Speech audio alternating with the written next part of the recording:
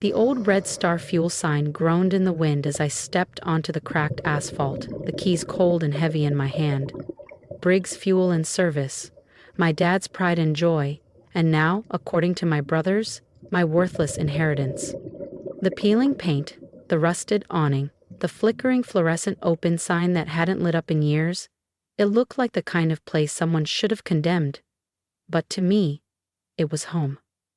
It was where I spent my childhood, where I learned the value of hard work, and where I felt closest to my father. My name is Samantha Briggs, I'm 34 years old, and this is how my father's so-called junkyard gift changed everything. I could still hear my brother's laughter echoing from yesterday's reading of the will.